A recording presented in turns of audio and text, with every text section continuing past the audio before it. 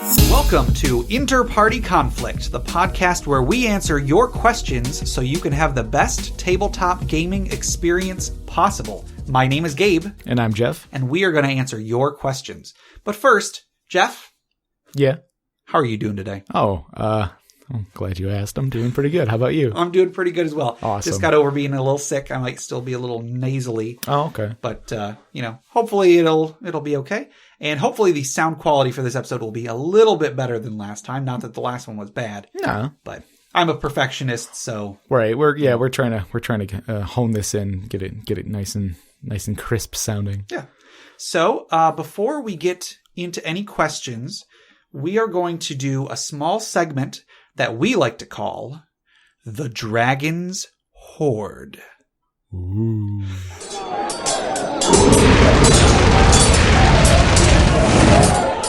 For today, the magic item that we're going to talk about in The Dragon's Hoard is the Decanter of Endless Water. Mm-hmm. This is another magic item from the Dungeon Master's Guide. It is in the 5th edition Dungeon Master's Guide. However, I'm going to be using the 3rd edition Dungeon Master's Guide version for a reason I'll get to in just a second. So the Decanter of Endless Water is an ordinary-looking flask that if the stopper is removed and a command word is spoken, an amount of fresh or salt water pours out. Separate command words determine the type as well as the volume and velocity. It has 3 main uses. The 3 uses are a stream, which produces 1 gallon of water per round, a fountain, which produces a 5-foot-long stream at 5 gallons per round, or geyser, which produces a 20-foot-long, 1-foot-wide stream at 30 gallons per round. And then there's some rules about if you are trying to hold on to the geyser while it's going off, then you have to make a check or be knocked down, or you can knock someone over or deal damage with it, and so on and so on. But I wonder if you could use it to propel a boat or something. Well, I think that would be a pretty effective use of it. You tie it to a raft and just kind of let it go. There you go. I don't know if you've read the Percy Jackson series. I don't think you have. No, not much of it. In that, they have something similar. It's a thermos that has the 4 winds in it. And they slightly open it up a little bit, and it makes these a huge jet of air come out. They use it for exactly that. They use it to propel a raft. This is a bit of a tangent, but it reminds me of in Homer's the Odyssey. Yes. Where he's got the winds in the jar, and instead of just telling his crew, "Hey, there's winds in here, don't open it. It will it will throw us off course like crazy." He basically hangs on to it like it's a treasure. And then they get all jealous. And then they're like, "What has he got in there? That's probably a treasure or something. We gotta open that." And so they they open it up while he's sleeping. And it's like, what? Just tell him about it. Anyway, sorry. It would make sense that was similar because the Percy Jackson series is based on Greek mythology. Gotcha. So it's like Harry Potter, but Greek mythology instead of wizards. Yeah. So decanter, similar to the alchemy jug, but more specific for water and lots of it. And my intention isn't for every Dragon's Hoard item to be a container that produces liquid. I mean, I do like the ones that just create some sort of mundane resource that isn't going to really super benefit anybody mechanically, but it's just you could find so many ways to use a bunch of water. Definitely. I would say right off the bat, the easiest use for it is, you don't have to worry about drinking. You don't have to worry about drinking. You always have a water source. Mm-hmm. You could, let's say you come across a town that has their river has dried up. You can at least provide them temporary aid. Right. You can provide water for everybody. This thing keeps going. And by the way, the reason that I didn't use the 5th edition version, the 5th edition version is functionally identical, except you have to keep reactivating it every round. There's no reason you can't. You could just sit there and just keep using it every round until you pass out. But I like how if you activate it and then walk away, this one will keep going. Right. Intentionally or unintentionally. Yeah, I like the idea of that. Which could be dangerous too, causing floods and things like that. I think it would be a really cool adventure hook. Okay. If the players are supposed to go to some town in a valley and they get there and the valley is now a lake. Mm-hmm. And then they find out that, it's because somebody turned on their decanter of endless water and then forgot about it, and suddenly the town was flooded and nobody knew how to stop it, and so on. The town was where the manufacturer for the decanters were. They just had a warehouse full of them, and somebody said the activation word, and there you go. Like, oh. I actually have a funny little story involving the decanter of endless water, one that I had made for my character. Yeah, because I never, when I read Decanter of Endless Water, that's not what goes through my head. No. So when I made one, I had an artificer in Jay's Eberron campaign. This was right around when Eberron came out. Yeah. I made a character who he was a little goofy, I like to think. And Jay, the DM, allowed me a small amount of leeway when making this item. He allowed me, instead of having a decanter that creates an amount of fresh or salt water, instead, it was a decanter that produced an endless amount of apple juice. So it was a decanter of endless apple juice. Now, is it just that you really like apple juice? I did at the time. Yeah. I guess I don't dislike it now, but I am not as crazy about apple juice as I once was. Now, if it was a decanter of endless RC Cola, then we've got a different discussion on our hands. But oh my goodness. So yeah, at the time it was a decanter of endless apple juice. My character would use it to just pour himself some apple juice, have a drink, whatever. But there's one time that I used the geyser function to great effect. We had to break some guy out of jail. I think his name was Darren or Jared or something. I don't remember. Whatever the case, Jay kept describing him as Boba Fett. He would he had a flamethrower or something. He had a grappling hook, all sorts of goofy gadgets. Was he the character that would trip and disarm guys randomly? Yeah, and Jay would always... he was an NPC. Jay would control him in combat. And so whenever he was with us, he would participate in combat. But Jay would always forget to do anything with him. So he would be like, oh, wait, I haven't done anything with this guy in 2 rounds. These guys are dead. That guy's knocked over, and that guy's weapon is gone. Right. So we had to break this guy out of jail. He was just an aura of tripping and disarming. Right. And so our plan was, we got to the jail. My character, who had he had a coat with all sorts of stuff in his pockets, he would just always be pulling out random garbage. Was it a coat of many pockets, or? It was a coat that was also a Hewer's handy haversack, or a bag of holding. Okay, yeah. Effectively. That's cool. But not only that, he also had non-magical pockets that were just full to bursting with all sorts of things. There was one time we were trying to hide something that we had found a key or something. I tried to hide it on my person, and then one of the people that was supposed to search us, he took one look at me with all my pockets bulging. And he was like, "All right, they don't have it. They don't have the thing. Let's look somewhere else." It's just too lazy to look for it. So we were in this prison, and I was supposed to cause a diversion. So I went over to the guard, and I was like, "Hey, blah blah blah. I have a cup in my hand. I'm pouring myself some apple juice. I offer some to the guard. He doesn't want any." Anyway, so I strike up a conversation with this guy. I was pretty charismatic in this campaign.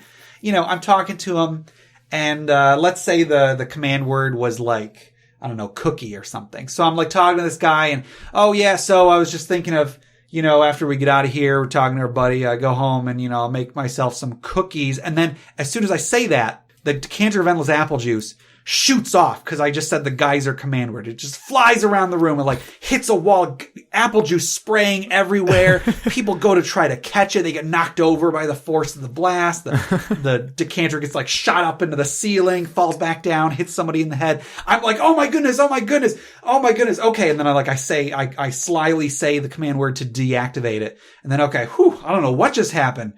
I pick the thing up. Oh no, it's going off again. And then it's flying around the room and shooting apple juice everywhere. They have to bring all the guards over. They probably put me in a cell for a while because I just messed everything up. And right. Yeah. I feel like one of us ended up in the prison for a short spell or probably, something. But then, during all of that, we've slipped a lockpick to this guy that's in his cell and so on. So I just thought that was, was a fun example of, right, yeah. We could use it's definitely easy to use it as a distraction. Yeah. Or just a source of very tasty apple juice. All right, and I think that will do it for today's edition of the Dragon's Hoard. So, Jeff, you want to get to some questions? Yeah, sure. All right, and if someone wanted to send us some questions, where would they go? Well, they could send us an email at interpartyconflict@gmail.com. They could also go to Reddit it would be r/interpartyconflict. And then we also have Blogspot? Yep. That'd be interpartyconflict.blogspot.com. There you go. And all of those are all one word, no hyphens, no underscores, nothing. First question comes from Mostly Joe, sent to us by email. In the 5th edition era, do you find alignments a holdover that should be eventually moved past? So I probably have different opinions of alignment than a lot of people. I like having alignments, but I like when they are purely a role-playing thing. But at the same time, I don't think they should be completely gotten rid of. Right. I find that the more information that is on my character sheet about my character, the more I'm going to use that information. Even though I'm free to make up whatever I want about my character, if it is in some kind of a concrete form right there in front of me, I'm going to be like, oh, I'm going to act like that. I know I could act however I want with my character, but if I see that I am lawful good, I'm going to act lawful good. I'm going to have the lawful good mindset whenever I do just about anything. It helps you stay consistent. Definitely, yeah.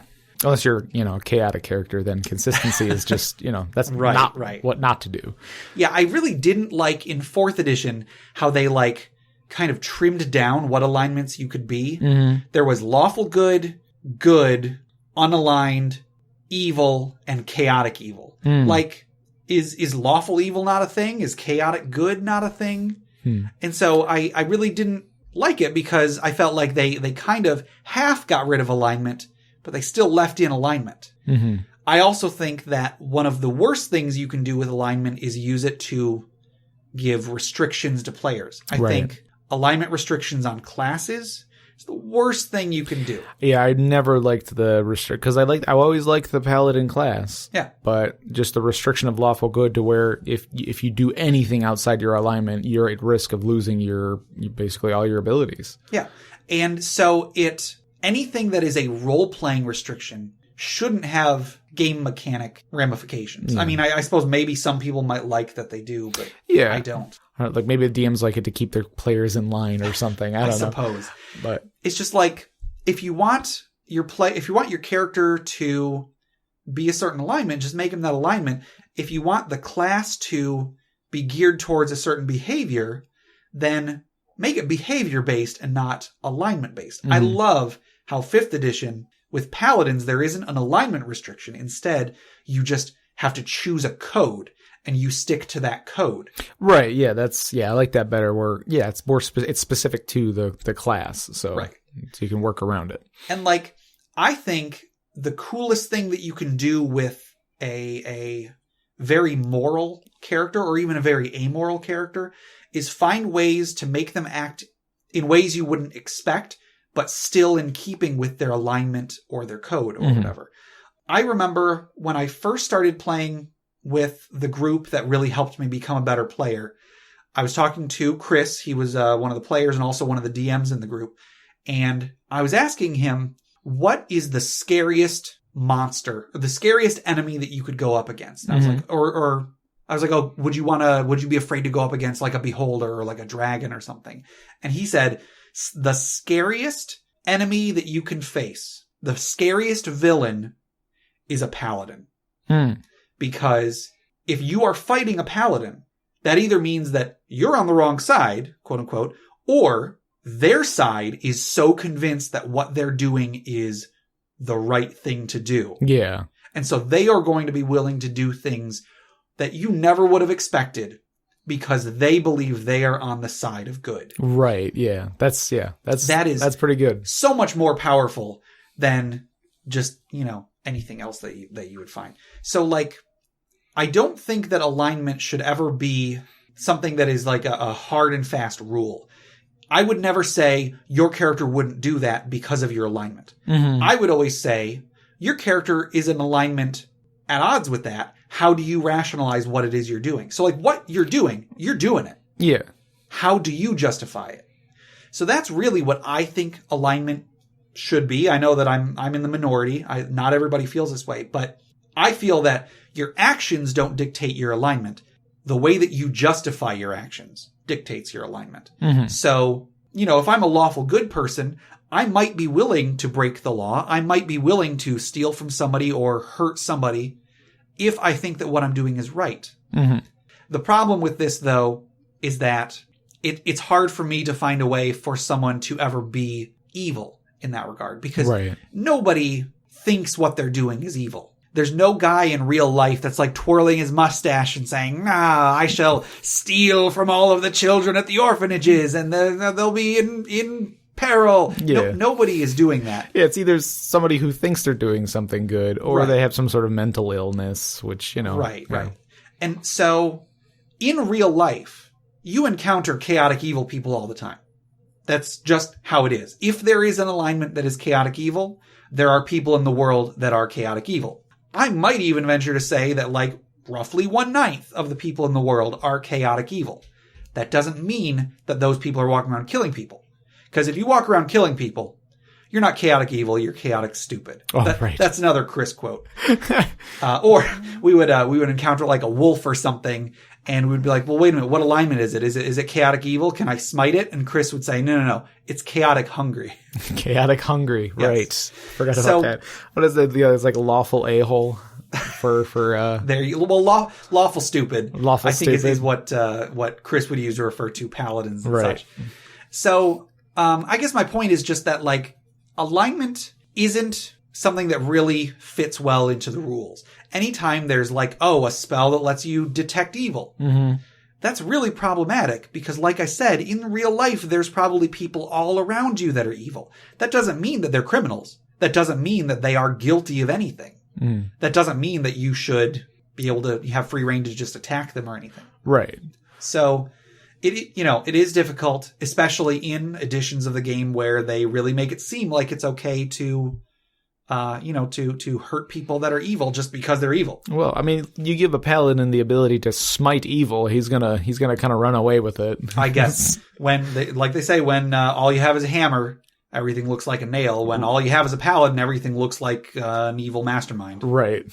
So can I smite it? Can I smite it? Right. So I think alignment, I don't think it's something that should be gotten rid of entirely. I just think that they're making good steps to divorce it from the rules. Yeah.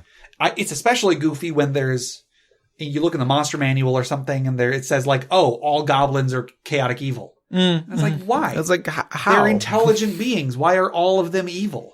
It's like, yeah, like obviously not all of them are going to be evil. I mean, I guess when you're talking about drow, there is the one drow that is good and he uses 2 swords and everything. But right. Like, yeah, there should be just as diverse of a spread of alignments in every race. So I don't know. Alignment is something that it could be done well, but so far a lot of the editions have kind of just made it something to make you not feel bad about killing the villains.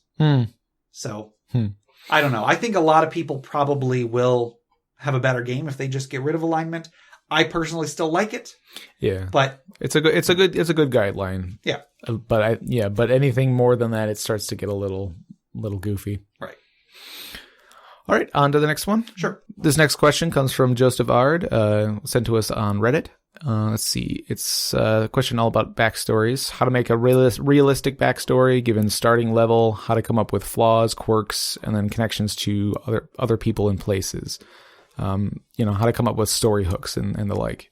Yeah, so the first thing that I want to talk about, he asks how to make a realistic backstory given starting level. I really don't think that your level should have any bearing whatsoever on your character backstory.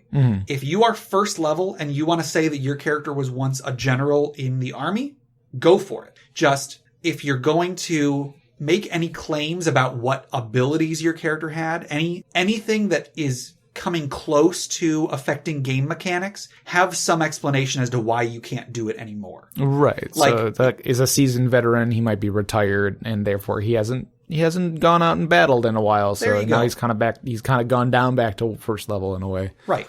Or maybe like, if your character, my character was an archmage or is an archmage story-wise, okay, just have an explanation as to why your character is only casting magic missile.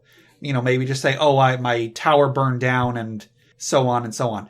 I really think it's cool when a player makes a character backstory that is very grandiose, because you never get that. It's always like, I fought in the town militia and I have a sword that my father made because my father's a blacksmith. Right. And my that's father's sword. Yeah. There's so much out there that is just untapped potential, because a lot of people really are focused on, well, I'm first level, therefore I have to have a meager backstory. I think that hurt me one time trying to do that, because it was that Age of Worms? Yeah, my Age of Worms, my first Age of Worms character. Yes. Because I tried to make him very, very mundane and stuff. Like he was like a hunter gatherer sort of guy. Yeah. But then I used that to build the class and abilities of that character, which then were useless. I tried to make a character that was a hunter-gatherer rather than just saying his background is hunter-gatherer, but he's a ranger type, Right. I tried to actually give him way more abilities based on his backstory, and then it ended up kicking me in the... Yeah, I don't think it's bad to make a character that does have a meager backstory. I think that's fine. A lot of people are going to do it. I just think that it shouldn't be required. Like you should feel like you have freedom to do whatever you want. Yeah. I think it gets a little odd if you do the reverse. If you make a character that is like, you start at 18th level and my character is a trapper. He catches squirrels. He's an 18th level trapper. Yeah, I mean, well, I guess it can be done. Like I said, the game mechanics really shouldn't be too connected to your backstory. It's it gets I will admit it feels a little weird doing the opposite. Yeah. But don't feel limited either way. Although too grandiose, and it can complicate things, because if you're and not just with the mechanics, but story wise, because if you are a general of an army, who's retired, you're gonna know a lot of people and have a lot of enemies and things like that, which can be good for for the DM coming up with story hooks and things like that. But I don't know, too much of that can be hard to deal with. Yeah, really, with anything, don't go overboard, and really just talk to your DM. Make sure that if you do want to go with a grandiose backstory, make sure that he's got a way to deal with it. Yeah, maybe he could have it be good and bad for your character. You might have people that are trying to kill you because you were or are, I don't know, the general. I'd say communicate with the DM. That's really important, and it's kind of hard to do that sometimes, because you sometimes you'll feel like the DM is the enemy, like you are playing against the DM, whereas you're really playing against the adventure. The DM is just there to guide things. You are, as the DM is your enemy in the same way that the writer of a book is the enemy of the reader. It's so, in other words, it's not right. Yeah, you're both trying to get to the end.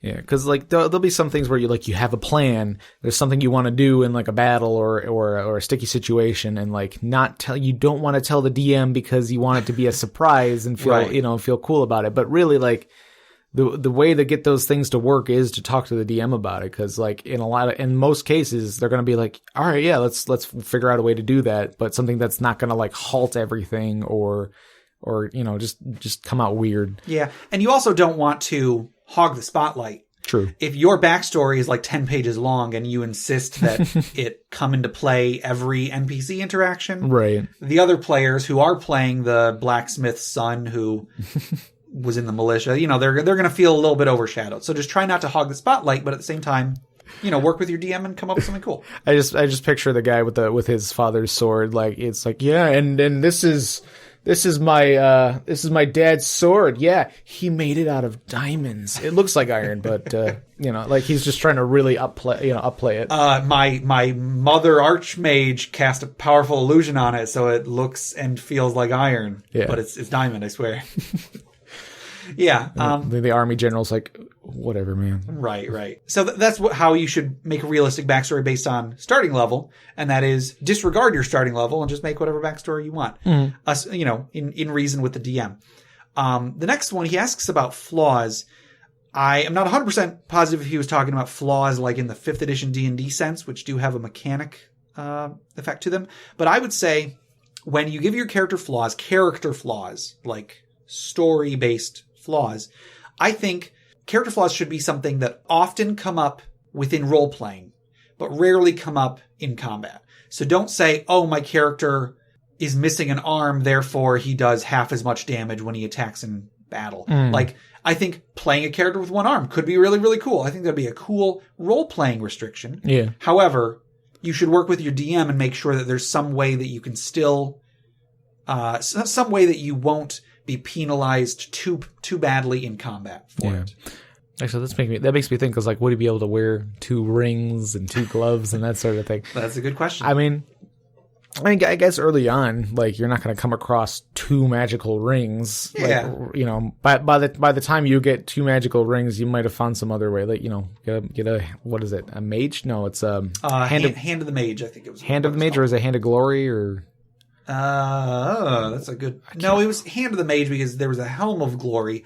In mythology, it's called a hand of glory. Okay. The hand of the mage was based on it, and it allowed you to cast like mage hand and light at will or something. Yeah, I don't know. Give you like an extra ring slot. We're dipping into the dragon's hoard for a moment here, but yeah. So something like having a character that's missing an arm. I think that could be really cool. Yeah. I actually just recently there was a actually sounds kind of badass, a one-armed like swordsman or something. Kind of. There was a 5th edition Facebook group that I am part of that somebody was asking.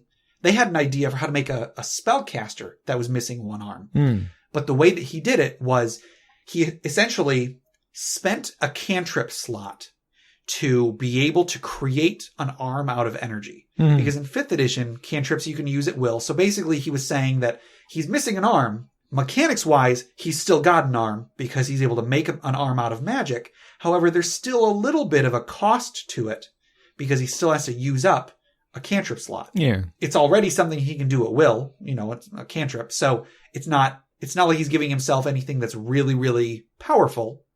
But at the same time, it's not a huge downfall either. Right.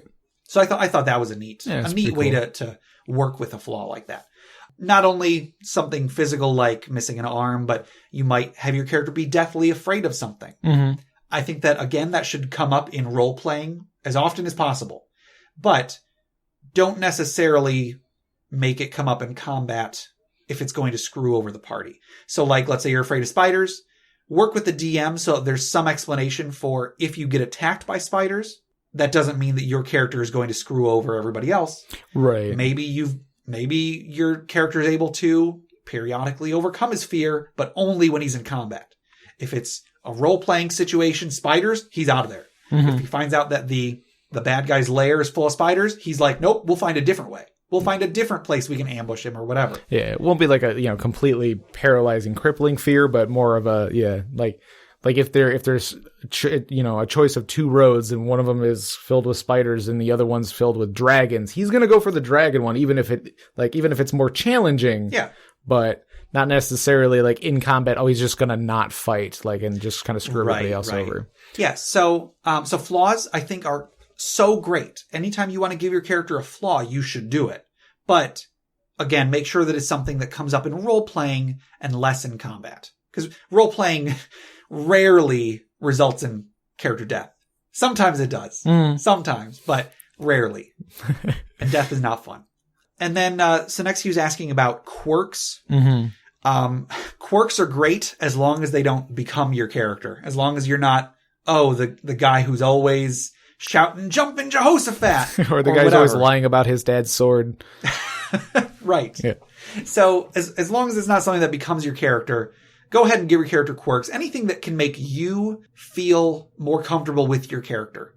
You should do that. The worst thing is when all the players at the table are just like, I rolled a hit or whatever. Like anytime you are like scanning your character sheet being like, how can I get involved in the conversation?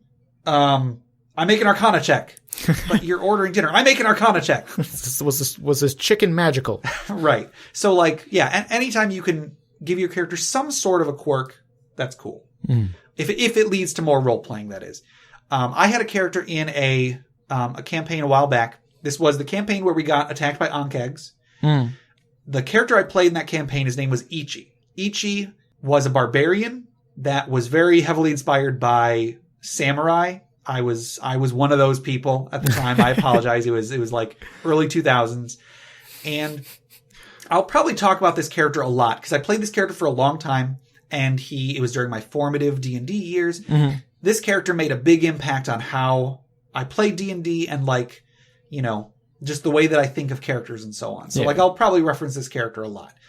This character was a barbarian in a party of spellcasters, pretty much. So the other players would often be like, okay, I'm going to cast this spell and create this cool illusion and so on and so on. And that's where their role-playing came from. They would do these cool things with their magic. I, being a new player, as well as someone who didn't have any kind of magic, I wasn't really able to do that. I could have overcome it if I knew how, but I didn't. I didn't at the time because I was so new. And I had such a long history with people that did not really roleplay. Eventually, I was able to... I bought a magic item that allowed me to cast prestidigitation at will. And I used that as a quirk to give my character ways to roleplay. So I was able to make these small magical effects, which I then used to make it so that my sword was intelligent. My sword would like glow different colors depending on its mood. Right. If it like killed an enemy, it would like drink their blood. It would, when they were underwater, it would like give off bubbles like it was breathing. And eventually I was able to make the sword actually intelligent. But even just being able to make small little, visual effects or, sound effects or whatever gave me a little quirk that I could use to get some more role playing out of my character. Yeah. So so it's something to not rely on too much, but it can definitely help. And that character eventually got a curse. He was cursed so that any time he entered a bar, he had to spend the DM. It was the equivalent of like, I don't know. He basically had to buy a round of drinks for everybody all night. And so like, every time we would go into a bar, I would just like cross off 100 gold or whatever. And then like that night became a party because everybody was there drinking and so on. The town bar eventually became called Ichi's Place because he added on a second and third story to it with all of his contributions. Right. And that was a little quirk that the DM was able to use as a plot hook. More than once we would get, somebody would come and tell us about an adventure. There was one time we got ambushed in the bar. Ichi got straight up murdered in the bar because we were having a party. It was Tuesday. So we were having, a party at Ichi's place, and then a bunch of spellcasters teleported in, cast a spell on him, cut his head off. Oh dear. He got better, but that was something that was like a big deal to the characters, and it was all because of this quirk. Right. Was Ichi the one who got swallowed by a shark and survived? Yes. We were underwater. 2 sharks played tug of war with him. One of them won and then swallowed him.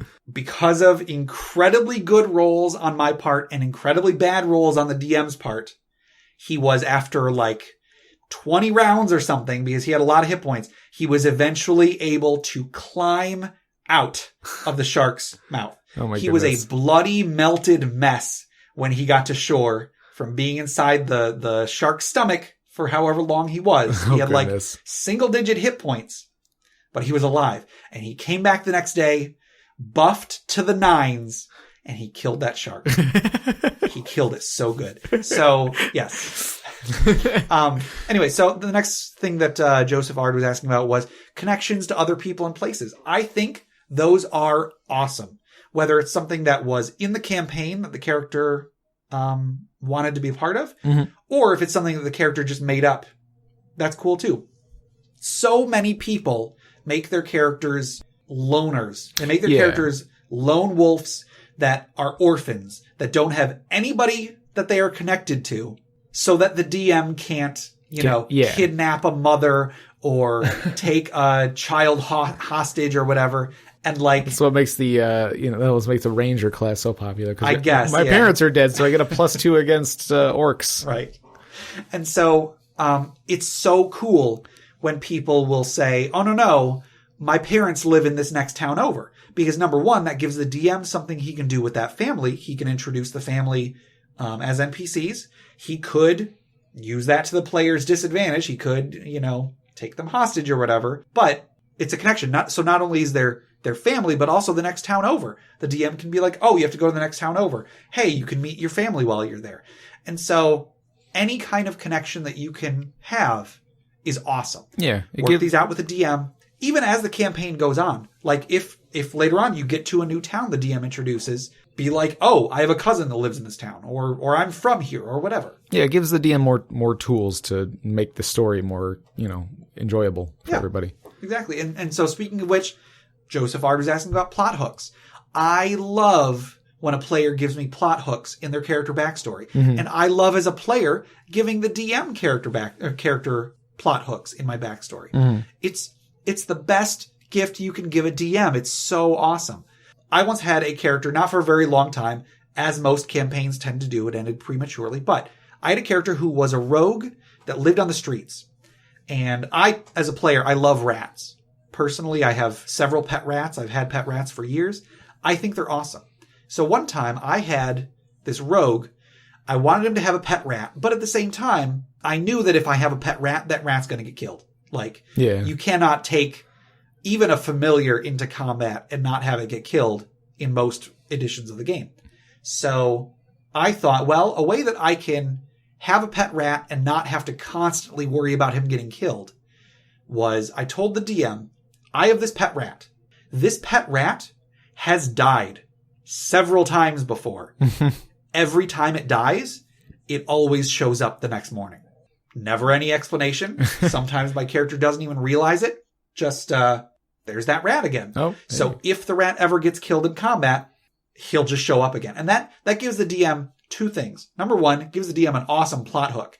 What the crap is the deal with that rat? Is that rat a demon in disguise? Is it was my character, was one of his ancestors blessed with some guardian angel or something that's following him around?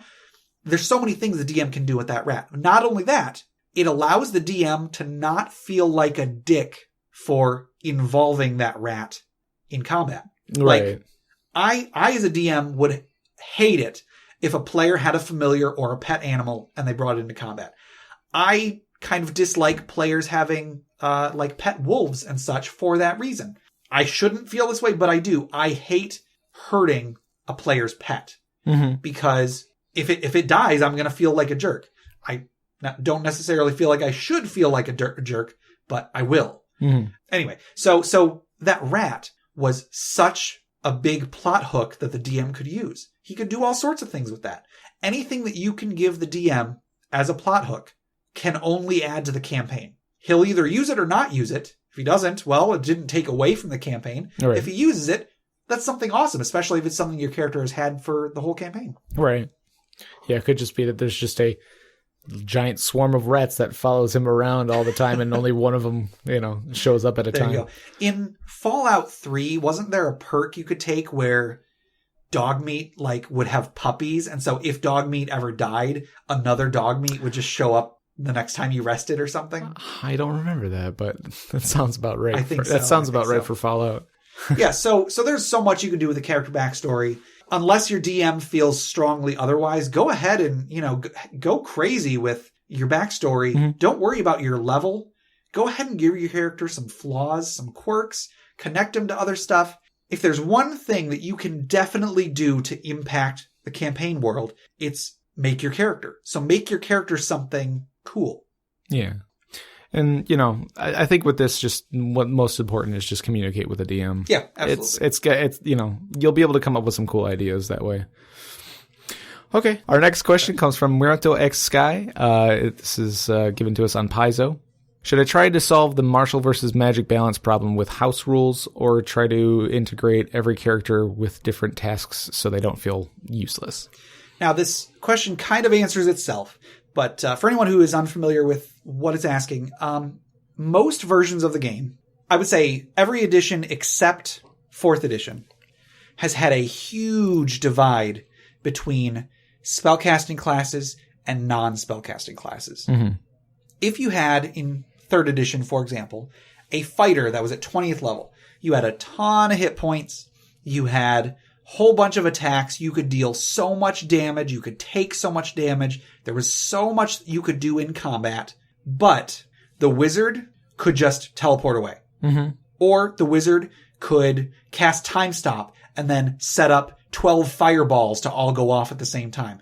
Or he could polymorph himself or somebody else into a giant or into a rabbit, or so many things. The spellcasting classes, the level of power that they've had, not just dealing damage, but also dealing damage, was so huge. Mm-hmm. Even just in their versatility compared to the fighting classes, that it was so hard to have both of them feel useful all the time. Right. It's just kind of a way that the magic system was created. In first and second edition, I can't really say because I haven't had too much experience with those editions, but I believe in first and second edition, it was a lot less of an issue because wizards were so easy to kill. Yeah. They had so few hit points. If I'm not mistaken, they got 1 hit point per level for the majority of their levels. Mm-hmm. So in the first couple editions, I don't know if it was a huge problem. But in third edition, it very much was a huge problem. The most powerful you could ever make a character was to make them a spellcaster. A spellcaster that was straight spellcaster until they got 9th level spells. Then you could do whatever. Right. But just the amount of power that comes from 9th level spells, just the versatility that you can have was just ridiculous. And so, anyway, the question is asking, should I try to balance this? Should I try to fix this with house rules? Or should I just try to integrate every character in their own way? Really, that's what you should be doing. You should be trying to integrate every character in their own way. Mm-hmm. Find challenges that can be overcome with spells. Find challenges that cannot be overcome with spells. I should probably mention 5th edition is better than 3rd edition in this regard, because in 5th edition, high level spells you have so few of them. Mm-hmm. You might only have 1 9th level spell. Now, that 9th level spell is still going to be ridiculous. There is still a big divide between martial and magic classes, but it's not quite as pronounced as it was in 3rd edition. Now, the reason that I'm saying you shouldn't try to solve it with house rules. D&D is a very complicated game. It takes years to make the game, to make the rules. And my point is that better people than you have tried to balance martial and magic classes. I'm not saying it can't be done, but I am positive that with 5th edition, the developers of the game were like, how can we fix this? Right. They probably tried tons of stuff to fix it. I doubt any of it worked, and that's why we have the system that we do. 4th edition tried to do exactly this. In 4th edition, they very much tried to make fighting classes and spellcasting classes on an even playing field, to the point where either everybody is a spellcaster or nobody is a spellcaster, depending on how you look at it. Mm-hmm. And a lot of people did not like 4th edition for various reasons, and I'm sure this is one of them. Right. So even if you could fix the divide with house rules, you can't guarantee that the end result is going to be something that people want to play. Mm-hmm. Maybe your group might want to play it, but you're going to put in a lot of work just to get to something that is hopefully playable.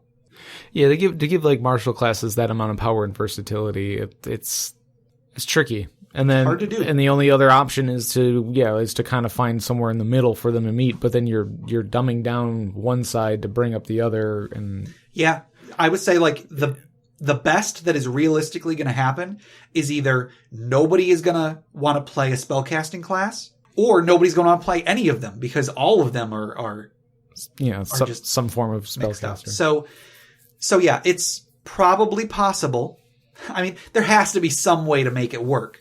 But people have tried, and the results have not been pretty. Yeah. So it's much better to just try to integrate each character in the way that best accentuates their strengths. Mm-hmm.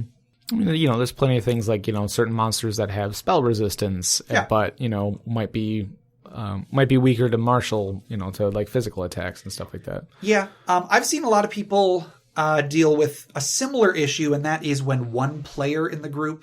When one PC is really more powerful than the others. Like when one PC is just way better in combat, a lot of DMs try to compensate by just having more powerful enemies. Mm-hmm. That's not a good idea, because then that means that the weaker players are going to suffer even more, because they were already feeling weak. Now they're feeling weak against enemies that are even stronger. Right. So... yeah. So really in any kind of issue like this, you should be trying to tailor everything to your party's strengths and weaknesses. This next question comes from Nicholas P. He sent to us on Reddit. What are the pros and cons to homebrew campaigns, classes, races, and backgrounds? As with the last question, I think that homebrew classes and races definitely have potential, but I think a lot of people don't realize how much work it takes to balance them. I think that it's really cool when a player says, hey, I want to make a race that is more exactly what I want, or a new class, or so on. But I don't think a lot of players and DMs are going to be putting in the amount of playtesting that it takes to really make it balanced. Now, that's not always going to be a problem. A lot of the time, it might be unbalanced in ways that aren't going to come up very often. And if so, that's fine. You should, if you want to make something homebrew, go for it. But I would say you should most often be taking something that already exists and transposing it over. So don't be like, oh, I'll just give him a brand new ability. Instead, you should probably take an existing ability and then just swap it to a different class. Mm-hmm. And even then, I would say try to err on the side of making them less powerful, because when you are cherry picking abilities, so most of the time, whatever class you're playing is going to have at least one ability that you are never going to use. Mm-hmm. Every class is like that. There's going to be stuff that you are not using 100% of the time. So if you make your own class, a homebrew class, that every one of the abilities is something that you're going to be using, that is inherently more powerful than another class. That doesn't necessarily mean that there isn't a way to make it work, but it's just something to keep in mind, because if a player says, oh, I really like this class, but I'm not going to use this, this, and this, I want to swap them out for something that I am going to use, that in and of itself is making the class more powerful than the original. Right. That might not always be a problem. It might be fine for your group. But if I was playing in a group where one of the other players had a homebrew class and they were using 100% of their abilities and I wasn't, I'm probably going to feel a little bit slighted. Yeah. So, just try to, if you are going to implement something like this, talk it over with all of your players, make sure everybody's on board. Mm-hmm. And if there gets to a point where you're seeing that it is a little bit too powerful, or even a little bit not powerful enough, make sure that everybody is okay with changing it as you go. Yeah. It's not going to be good if you give a player this cool class and then later on you realize you need to change it and that player's upset because, oh, well, you said I could have it then. Why can't I have it now? Right. Everybody should be mature and say, this is something we're trying out. This is an experiment. It might work. It might not. So as long as everybody comes in with that kind of a mindset, I think homebrew classes, homebrew races, awesome. Go for it. Can be a lot of fun. Yeah. Then he asks about homebrew backgrounds. I'm assuming he means the 5th edition definition of the word, where your background is sort of like a little thing that's in the player's handbook or whatever that gives you a couple proficiencies. It gives you some starting equipment. I think it's awesome to create homebrew versions of those. Some people would even ask, is it similar to with making a class? Is it okay if you make a homebrew background that is kind of cherry-picked, like it has the exact abilities or the exact proficiencies you want? I think this is much less of an issue. Mm-hmm. I say this is fine. Yeah. It's much less of an issue because the benefits of a 5th edition background are so minor. It's like, oh, proficiency in a tool, proficiency in 1 or 2 skills. There's always going to be the guy who the folk hero background is exactly what he wants. So why not let somebody else make a background that is exactly what they want? So try not to have the attitude of keeping players from using 100% of everything when it comes to backgrounds, because I think that's fine. I think because it's just a couple skill proficiencies, a few mundane things. Such a small amount of stuff, and these are things that actually are kind of vital to your character. Mm-hmm. So yeah, I say go hog wild with creating homebrew backgrounds as long as what you're creating is in line with the ones that already exist. Yeah. So I think one of the backgrounds I remember, I think it was one I chose. It's just that you got like an instrument. Yeah. And like my character wasn't gonna play it. Yeah. Like, why have it? Why not have something else? Why not have a different tool that's going to help me in some other way? Yeah, in that case, I would say go ahead and just make it something different. So then he asks about homebrew campaigns. I think homebrew campaigns are awesome, but it's a lot of work. It's a lot of work to make a campaign world cohesive. And that's a lot of work from the DM and the players, not just the DM. The DM can make all the stuff in the world. If the players don't use it and the players don't take an interest in it, it's a lot of wasted work. I can say from experience. So it's a lot of work. If you're going to make a homebrew campaign, just keep in mind that it's going to be a lot of work. You're going to have to put a lot into it. You may not get as much out of it as you want. You might be better off just taking an existing campaign world and just tailoring it to fit your party. Okay, I think we got time for one more question. Let's see. We got this from Mostly Joe. Sent it to us in an email.